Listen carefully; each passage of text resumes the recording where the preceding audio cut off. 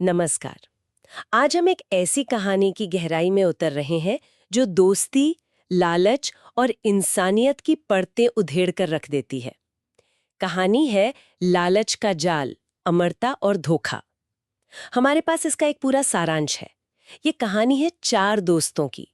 वो शिकार के लिए निकले थे, पर एक हादसा हुआ और फिर मिला पैसों से भरा एक बैग। और बस यहीं से उनकी जिंदगी हमेशा के लिए बदल गई। हाँ, और ये कहानी सिर्फ एक घटना के बारे में नहीं है।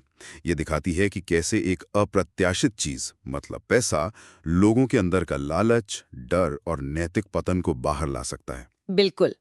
तो आज हम यही देखेंगे कि कैसे हालात बिगड़ते जाते हैं, कैसे किरदारों के फैसले उन्हें और गहरे अंधेरे में धकेलते हैं। सही कहा।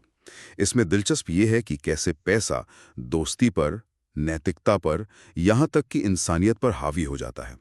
हर कदम पिछले से ज्यादा भयानक होता जाता है। तो कहानी शुरू होती है चार दोस्तों से, पॉल, जॉन और दो और।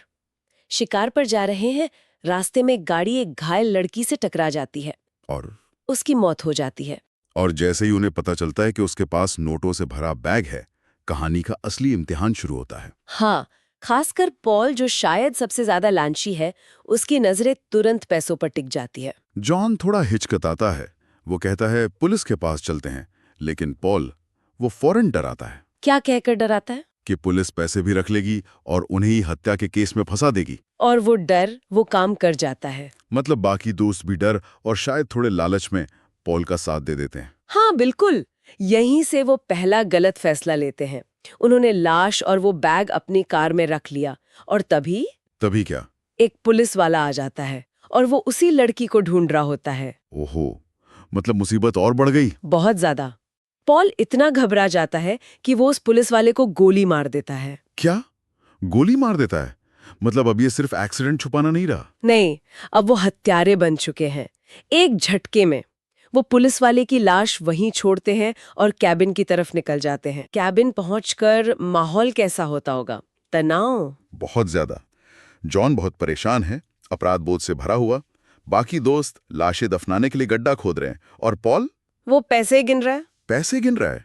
ऐसे हालात में भी। हाँ, ये दिखाता है कि वो कितना बदल चुका है, या शायद पहले से ही ऐसा था। और इसी बीच एक और एंट्री होती है, सिडनी। सिडनी? ये कौन है? एक रहस्यमयी आदमी सीधा कैबिन पहुंचता है और कहता है, वो बैग मेरा है, मैं उसे लेने आया हूँ। अरे, और वो बिल्कुल शांत है। हाँ, उसका यही शांत रवैया दोस्तों को और डरा देता है। हैरान, परेशान, पॉल उसे गन पॉइंट पर लेकर तहखाने में बंद कर देता है। मतलब अब एक और बंधक। मामला उलझता ही जा रहा है। बिल्कुल। और फिर जंगल से कुछ आवाजें आती हैं। जॉन और उसका एक दोस्त देखने जाते हैं तो उन्हें एक लोकल आदमी मिलता है। कोई राहगीर? हाँ, वो बेचारा जानवरों के लिए फंदे लगा रहा था। बिल्कुल बेगुनाह लग रहा था।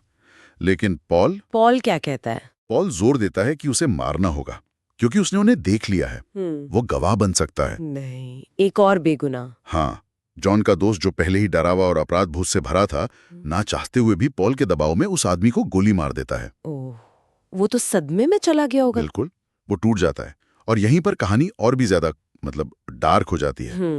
सिडनी तहखाने से पॉल को ताना मारता है। क्या कहता है सिडनी? कहता है तुम्हें अब मारने में मजा आने लगा है पॉल। बाप रे। और फिर फिर वो पॉल के कैलिफोर्निया वाले एक पुराने राज का जिक्र करता है।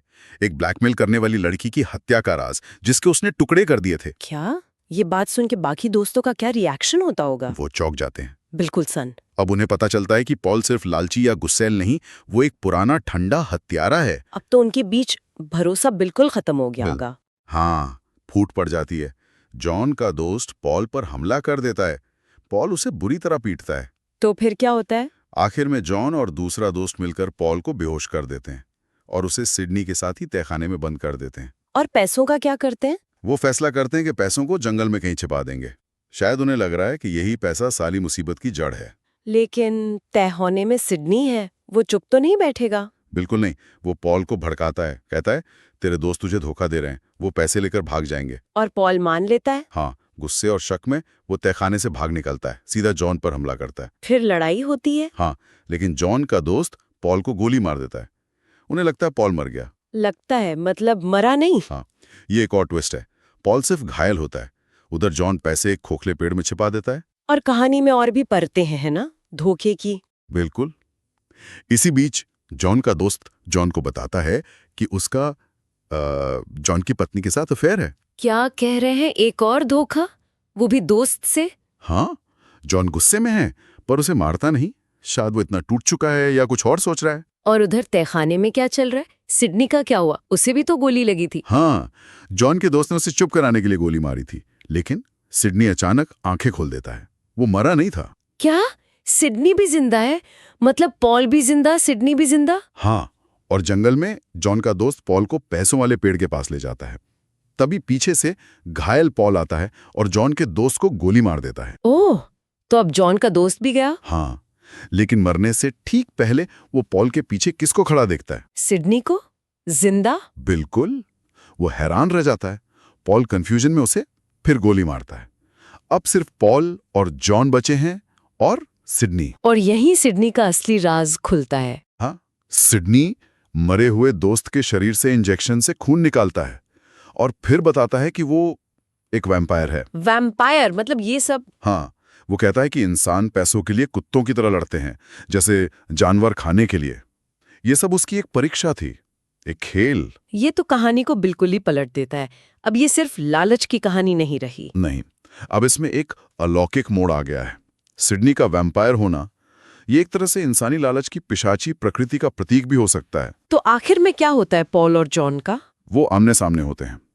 जॉन, जो खुद भी बुरी तरह घायल है, पॉल को गोली मार देता है। पॉल मर जाता है और जॉन भी मरने वाला होता है, लेकिन तभी सिडनी आता है और वो जॉन को अपना खून पिलाकर अमर बना देता है। अमर? ये कैसा इनाम हुआ? यही तो विडंबना है। सिडनी कहता है ये लालची इंसानों के लिए तोहफा है। वो जिंदा तो रहता है पर शायद अपनी इंसानियत खोकर। सिडनी पैसों का बैग और बंदूक लेकर चला जाता है। पता चलता है वो लड़की जिससे कहानी शुरू हुई थी, हाँ, वो भी जिंदा है, अमर है और सिडनी की साथी है। ये जाल तो सालों से चल रहा है। और अंत में 2 नए लोग उसी बैग को पाते हैं। मतलब ये चक्र चलता ही रहेगा। बिल्कुल। लालच का ये जाल हमेशा नए शिकार ढूंढता है। जॉन भी अब इसी चक्र का हिस्सा है। शायद वो भी अब शिकारी बन जाएगा। तो हमने देखा कि कैसे ये 4 दोस्त लालच के जाल में फंसे, एक एक करके या तो मारे गए या अपनी इंसानियत खो बैठे। पैसों के लालच ने उनसे वो सब करवाया जिसकी इन्होंने कभी कल्पना भी नहीं की होगी। हाँ, ये कहानी दिखाती है कि लालच कितना शक्तिशाली हो सकता है। दोस्ती, वफादारी, नैतिकता सब खत्म कर देता है। और सिडनी का नजरिया कि इंसान और जानवर लालच में बराबर हैं, ये सोचने पर मजबूर करता है।